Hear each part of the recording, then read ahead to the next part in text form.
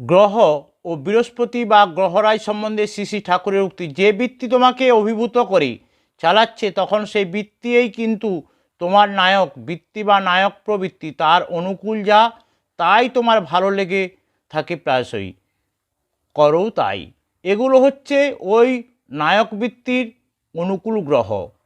এই নায়ক বৃত্তি বা নায়ক প্রবৃত্তি হচ্ছে মানুষের যার অধীন থাকে অনুকূল প্রবৃত্তিসমূহ বা গ্রহসমূহ।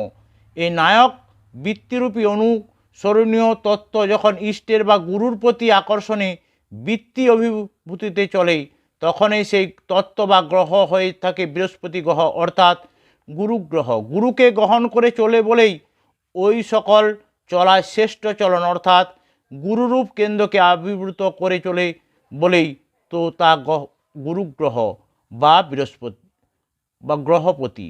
এই অবস্থায় তো তদনুকূল যা কিছু, তৎপন্থী যা কিছু তারই কোনো তোমার তখন ভালো লাগবে আর করবও তুমি তাই। তখন অন্য কোনো প্রবৃত্তি বলো আর গ্রহই বলো কেউ কিছু করতে পারবে না তোমাকে, কারণ তোমার কেন্দ্রে অধিপতি হয়ে নায়ক প্রবৃত্তি রূপে ওই গুরুগ্রহই তোমাকে চালাচ্ছেন। মানুষের প্রবৃত্তিগুলো তখন নিজের স্বার্থপূরণের উদ্দেশ্যে ইষ্ট বা ইষ্টার্থকে ব্যবহার করে উদ্দেশ্য সাধন করে থাকে, তখন ওই বৃহস্পতি গ্রহ বা গুরুগ্রহ কিন্তু তার কাছে নিচস্থ হয়ে থাকেন।